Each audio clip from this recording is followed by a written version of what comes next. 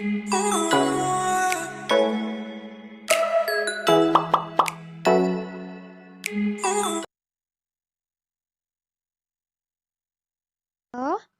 halo, Assalamualaikum warahmatullahi wabarakatuh. Selamat datang di pembelajaran biologi hari ini bersama saya, Bu Dewi. Hari ini kita akan belajar tentang darah. Ini merupakan submateri dari sistem sirkulasi ya.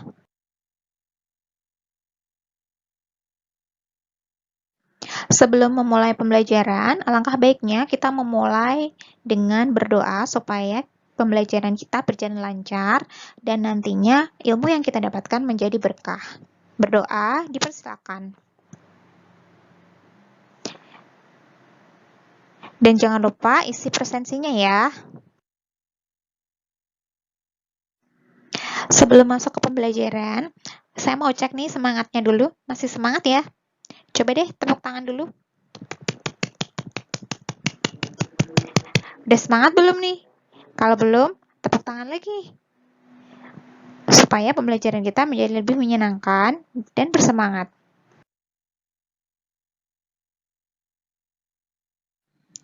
Oke, sudah semangat belum nih? Udah dulu ya tepuk tangannya, nanti kecapean lagi.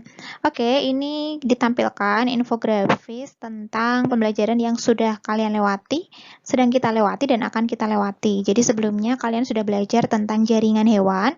Apa saja yang dipelajari di situ? Coba ingat lagi. Ya, betul sekali. Ada jaringan epitel, ada jaringan tulang, ada jaringan otot, kemudian ada jaringan saraf, dan juga jaringan darah.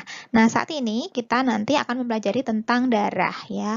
Apa aja komponennya, kemudian apa fungsinya, dan lain-lainnya. Kemudian di pertemuan selanjutnya akan kita pelajari lebih lanjut tentang alat peredaran darah, kelainan pada sistem peredaran darah, dan juga sistem pencernaan.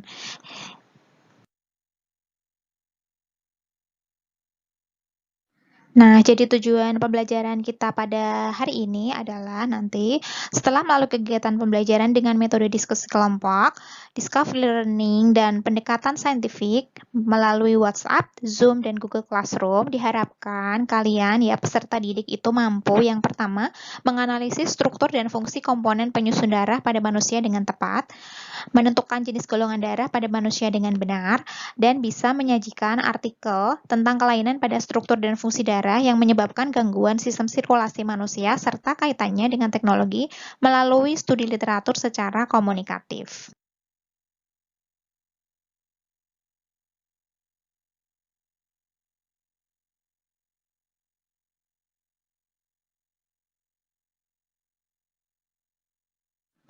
Nah, yang berikut ditampilkan kegiatan pembelajaran kita pada pagi hari ini. Jadi nanti kalian akan disuguhi dengan stimulus berupa video yang dapat kalian buka linknya di deskripsi, nanti coba dilihat.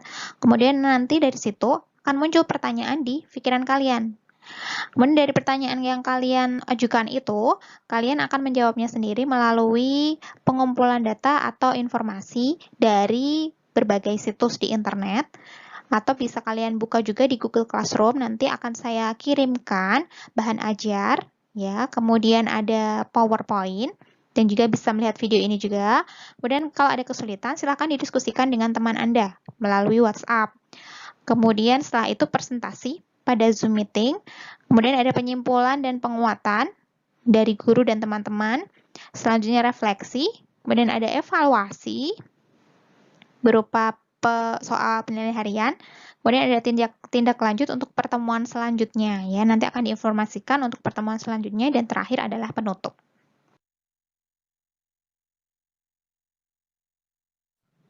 Nah, untuk stimulasinya, silahkan kalian coba amati video pada link berikut ini. Kalian buka di deskripsi ya, silahkan diklik.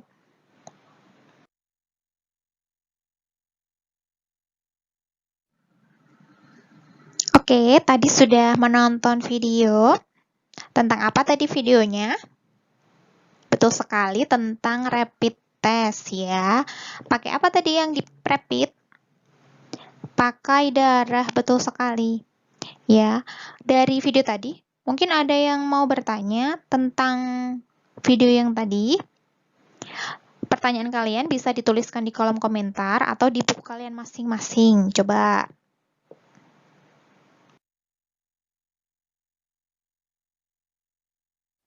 Nah, ini saya coba merangkum pertanyaan yang sudah kalian tuliskan baik di komentar maupun di buku tulis Anda. Nah, mengapa rapid test menggunakan darah? Apa saja komponen darah yang digunakan untuk rapid test dan komponen lainnya ada nggak sih? Kemudian bagaimana struktur dan fungsi komponen darah tersebut? Terus bagaimana penggolongan darah pada manusia? Kira-kira ini ya pertanyaan yang muncul pada benak Anda.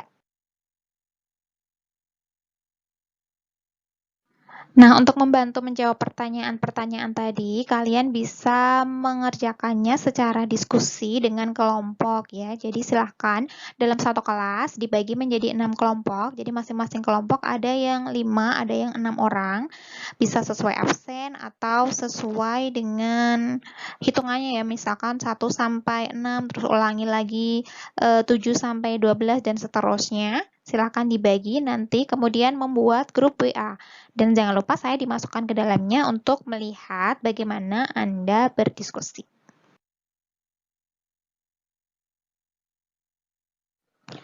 Nah, kelompoknya sudah dibentuk ya. Sumber belajar yang bisa kalian lihat dapat kalian unduh di Google Classroom. Jadi di sana saya mengirimkan ada bahan ajar, kemudian LKPD yang akan membantu kalian dalam menjawab pertanyaan tadi. Kemudian ada PowerPoint juga yang bisa membantu. Kemudian ada video ini, kalian tonton sampai habis.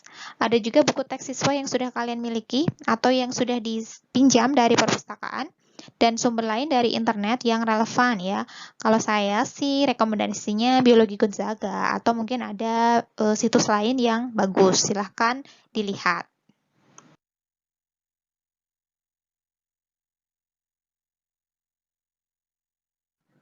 Oke, untuk membantu menjawab pertanyaan dari yang sudah kalian ajukan, saya akan memberikan sedikit tentang sistem peredaran darah pada manusia.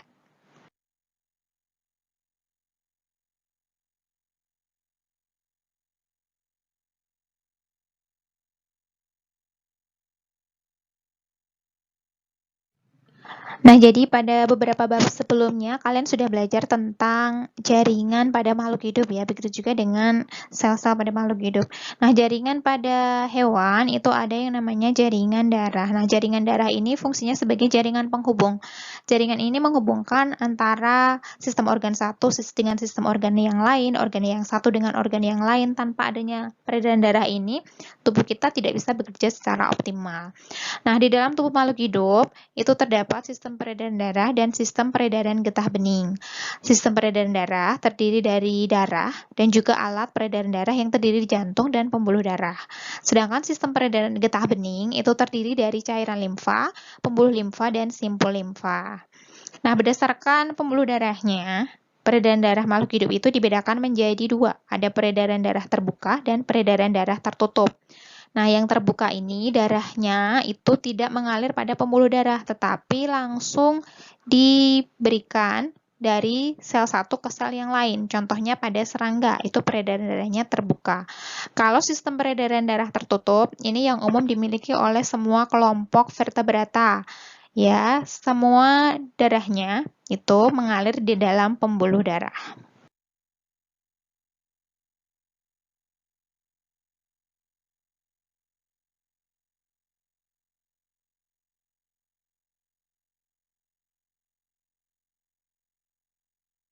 Nah, saya ulangi, jadi peredaran darah terbuka tadi seperti yang sudah saya jelaskan, bahwa peredaran darah terbuka adalah peredaran darah yang tersebar ke seluruh tubuh keluar dari pembuluh darah.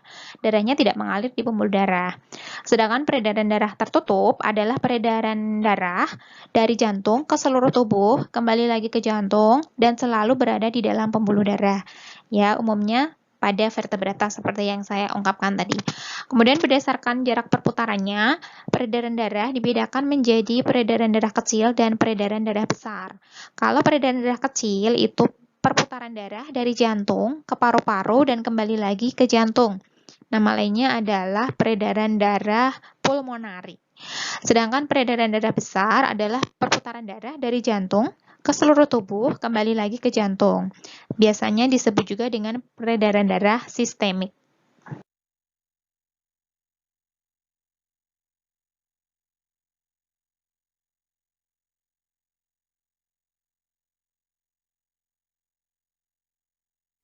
Oke, sekarang kita masuk ke bahasan utama kita, yaitu tentang darah. Kalau kita mendengar kata darah, mungkin kita akan berpikiran pada hal-hal yang mistis, ya. Karena biasanya kalau di film-film horor itu kan ada darahnya begitu ya. Tapi tidak seperti itu juga ya. Darah ini sangat besar sekali manfaatnya, terutama bagi orang-orang yang membutuhkan seperti orang yang terkena talasemia atau eh, yang habis kena kecelakaan karena butuh darah, itu darah juga penting ya. Nah, darah itu bagaimana komponennya? Sebenarnya darah itu tidak hanya cairan ya. Kalau kita ambil darah, kemudian kita sentrifuge dengan alat sentrifugasi ini, yaitu dipusingkan, diputar, maka akan terbentuk beberapa lapis cairan ya, yaitu antara lain plasma darah pada bagian atas itu sekitar 55%, dan bagian bawah berupa sel-sel darah. Ya, sel-sel darah ini ada sel darah merah, sel darah putih, ada keping-keping darah. Nah, itu.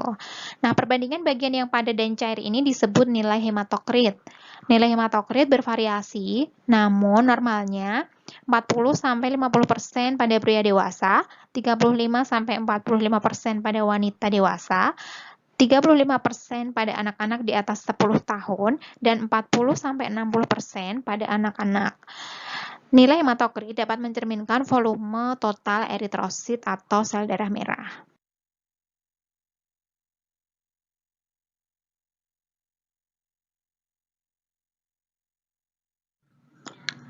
Nah, berikut ini ada 3 macam sel darah, yaitu sel darah merah atau eritrosit, sel darah putih atau leukosit, dan juga keping darah. Nah, di sini ditampilkan ada komponen plasma darah itu jumlahnya 55%, yang 90-92% adalah air. Sedangkan sisanya 7-8% itu berupa protein, garam mineral, bahan organik, sisa metabolik, hormon, dan juga gas. Nah, cairannya berwarna kuning pucat ya. Ini juga ada gambar eritrosit, leukosit, dan trombosit serta jumlahnya masing-masing. Nah, di sini jumlah paling banyak adalah sel darah merah.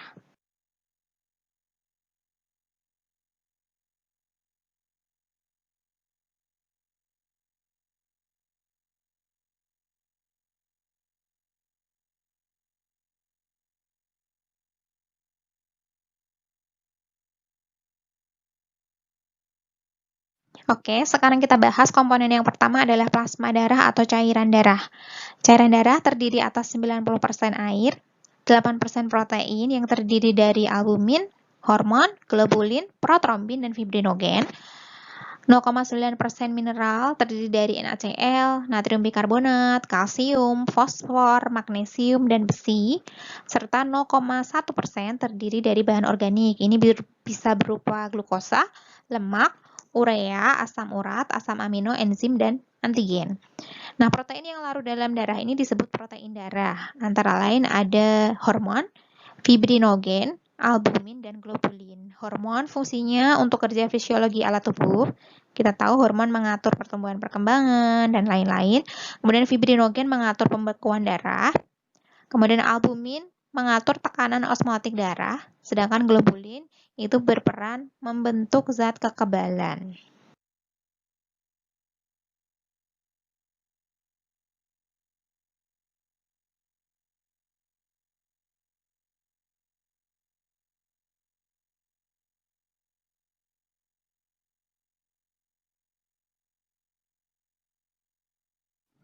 Nah, selain plasma darah, tadi bagiannya adalah sel-sel darah. Sel darah yang pertama adalah sel darah merah atau eritrosit. Fungsinya adalah mengangkut oksigen. Bentuknya pipih, cekung di bagian tengahnya atau bikonkav, dan tidak berinti atau tidak punya inti sel. Setiap 1 mm kubik atau 1 liter darah itu mengandung kurang lebih 5 juta eritrosit. Eritrosit ini mengandung Hb atau hemoglobin, yaitu senyawa protein yang mengandung unsur besi. Fungsi Hb adalah mengikat oksigen yang nantinya akan dibawa untuk diedarkan ke seluruh sel tubuh.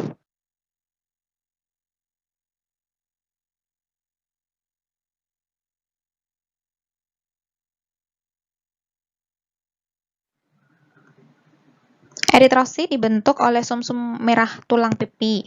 Setelah eritrosit berumur 120 hari, maka selnya menjadi usang atau tua. Eritrosit pun dirombak di dalam hati dan limpa.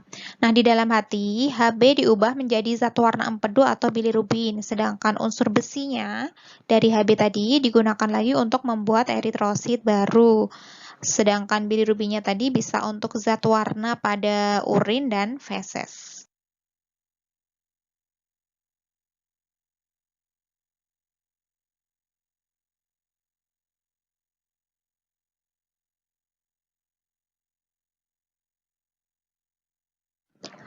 Jenis sel darah yang kedua adalah sel darah putih atau leukosit. Leukosit fungsinya membunuh bibit penyakit dan membentuk zat antibodi. Dia bening, tidak berwarna, dan bentuknya tidak tetap seperti amuba. Masih ingat ya amuba waktu kelas 10? Nah, setiap 1 mm kubik darah atau 1 liter darah terdapat 8.000 leukosit.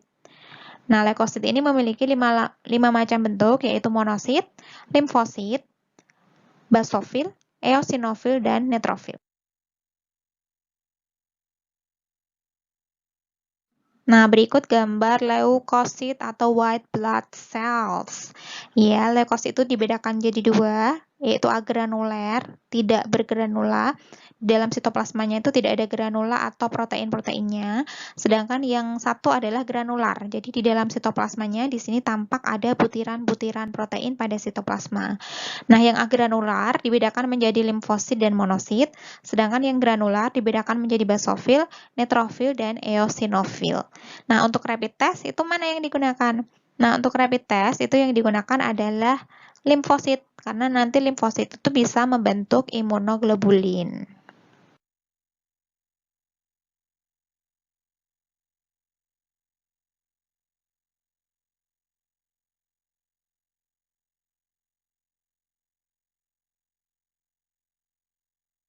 Kita bahas satu-satu. Yang pertama neutrofil. Neutrofil merupakan 60-70% dari jumlah sel darah putih. Neutrofil dapat bergerak secara amuboid. Bagaimana amuboid bergerak? Masih ingat? Pakai pseudopodia ya, pakai kaki semu. Jadi dia menjulurkan sitoplasmanya untuk berpindah tempat. Ya, jadi sifat amuboid ini bisa menyebabkan neutrofil itu bisa keluar masuk ke jaringan yang terinfeksi lalu menghancurkan mikroba yang ada. Gerak neutrofil terjadi karena adanya sinyal kimiawi dari daerah yang terinfeksi.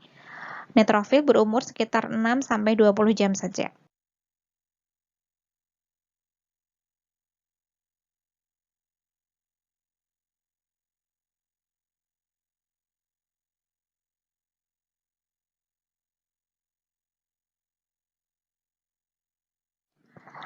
Leukosit yang kedua adalah monosit. Nah, ini terdapat sekitar 5% dari jumlah sel darah putih. Fungsinya untuk fagosit yang efektif. Fagosit itu dia memakan benda asing yang masuk ke dalam tubuh. Dia beredar di dalam darah selama beberapa jam, kemudian berpindah ke jaringan. Di dalam jaringan, monosit membesar dan berkembang menjadi makrofag. Makrofag bersifat amuboid juga dan dapat merentangkan pseudopodia untuk menarik mikroba.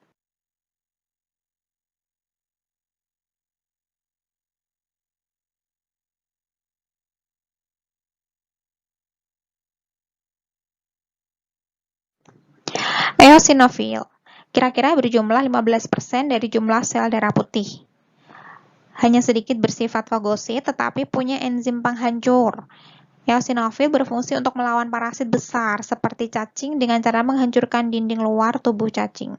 Keren ya?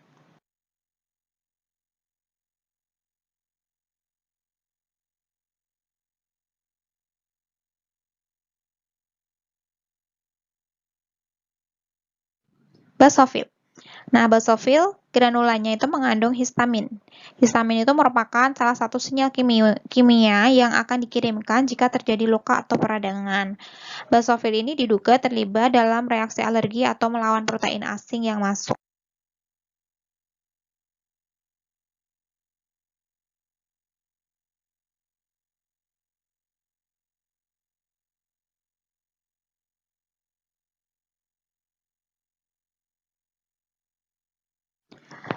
Limfosit. Vertebrata memiliki dua macam sel limfosit, yaitu limfosit B dan limfosit T. Limfosit dibuat di sumsum tulang dan hati pada fetus ya, atau pada janin. Limfosit berfungsi menghasilkan antibodi untuk melawan zat asing yang masuk. Nah, vaksinasi itu berarti melakukan kekebalan secara buatan. Vaksin itu merupakan bibit penyakit yang sudah dilemahkan, kemudian nanti disuntikkan supaya tubuh itu membentuk antibodi.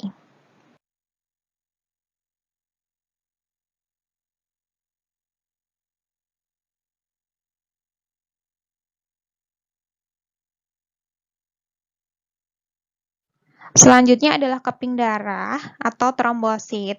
Nah, fungsinya untuk pembekuan darah. Nah, ini bentuknya kecil, tidak teratur, tidak berinti juga. Setiap 1 liter darah itu terdapat kurang lebih 250.000 trombosit. Trombosit memiliki enzim trombokinase.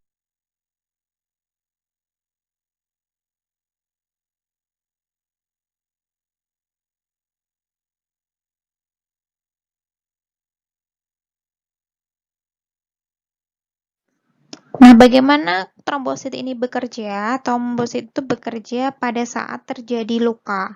Jika tubuh kita terluka, maka darah akan keluar. Nah, pada saat itu trombosit akan pecah. Ketika trombosit pecah, enzim trombokinase keluar dari trombosit. Karena pengaruh ion kalsium dalam darah, enzim trombokinase akan mengubah protrombin menjadi trombin. Nah, trombin akan mengubah fibrinogen menjadi benang-benang fibrin, dan kemudian benang-benang fibrin menyebabkan luka tertutup dan tidak mengeluarkan darah terus-menerus. Nah, protrombin itu merupakan senyawa protein yang dibentuk di hati dengan bantuan vitamin K.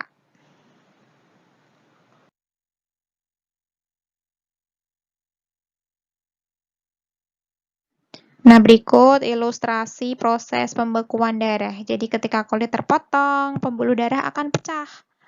Kemudian keping-keping darah akan keluar, menyebabkan enzim trombokinase tadi ya akan mengubah protrombin menjadi trombin. Kemudian trombin akan mengubah fibrinogen menjadi benang-benang fibrin, sehingga fibrin ini berupa benang-benang ya yang akan menutup luka, sehingga luka akan tertutup kembali.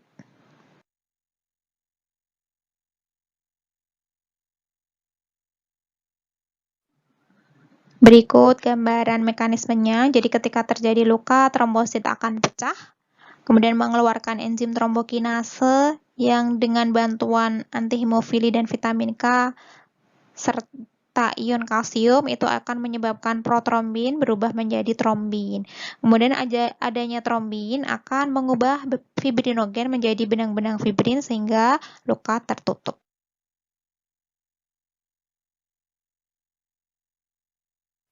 Berikut perbandingan dari sel-sel darah yang sudah kita bahas tadi ya. Jadi faktor pembedanya ada beberapa. Ada tempat pembentukannya, kemudian ada jumlahnya, ukurannya, bentuknya, strukturnya, dan fungsinya yang berbeda-beda.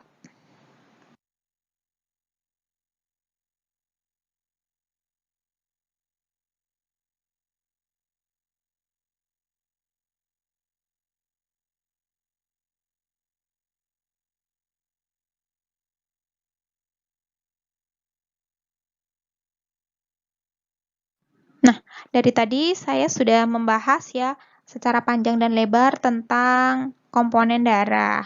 Nah, sebenarnya apa tuh fungsi darah? Dari beberapa yang sudah saya ungkapkan tadi, fungsi darah antara lain untuk eritrosit, dia fungsinya sebagai pengangkut oksigen dari paru-paru ke jantung dan ke seluruh tubuh.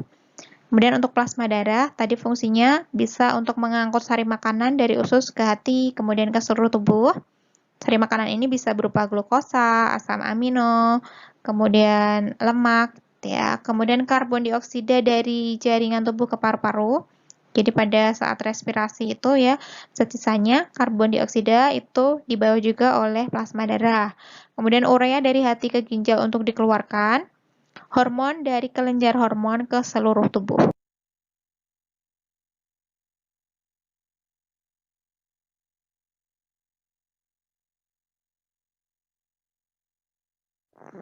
Nah, untuk leukosit, fungsinya tadi adalah membunuh bibit penyakit ya, bisa dari kuman, bakteri, virus, dan protista, dan zat asing yang masuk. Kemudian trombosit berfungsi untuk pembekuan darah, ini juga sebenarnya untuk pertahanan tubuh dari zat asing. Kemudian menjaga kestabilan suhu. Suhu tubuh manusia itu umumnya berkisar antara 77 derajat Celcius. Walaupun suhu lingkungan meningkat atau menurun, hal ini dikarenakan penyebaran energi panas yang secara merata dilakukan oleh darah ya. Jadi suhunya bisa tetap.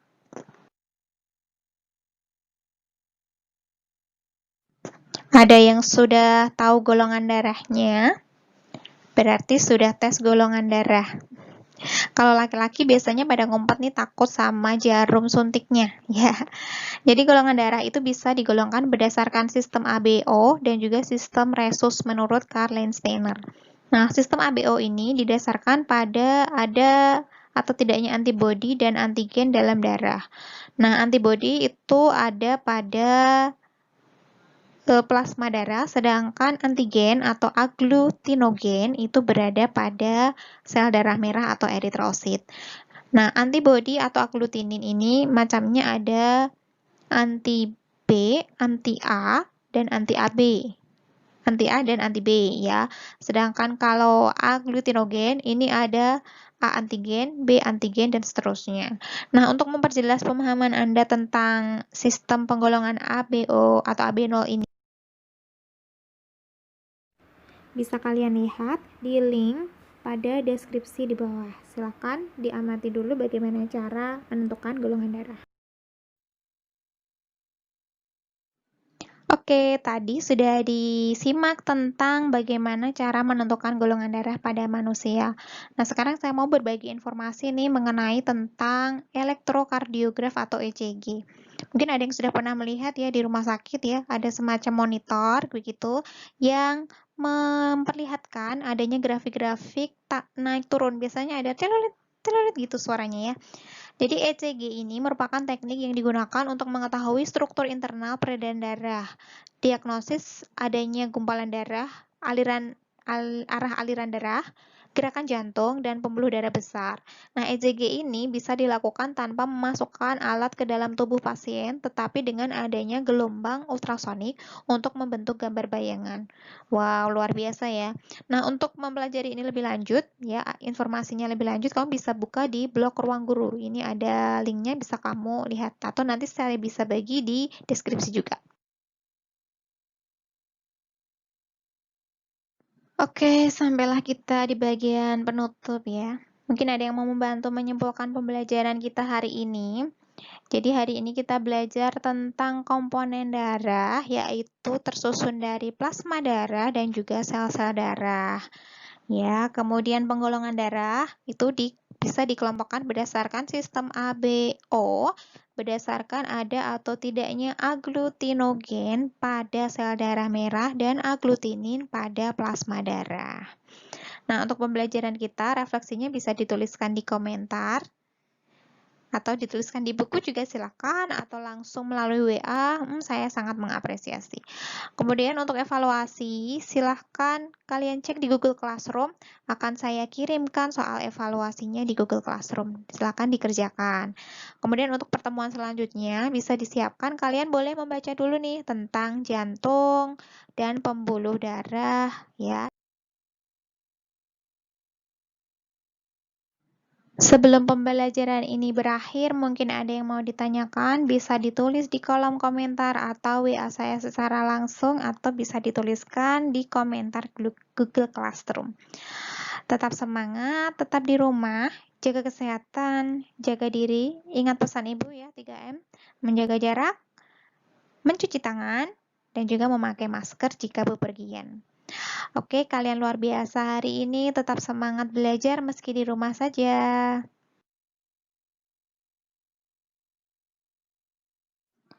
Saya akhiri pembelajaran kita pada hari ini. Terima kasih atas segala perhatiannya, terima kasih atas keaktifannya.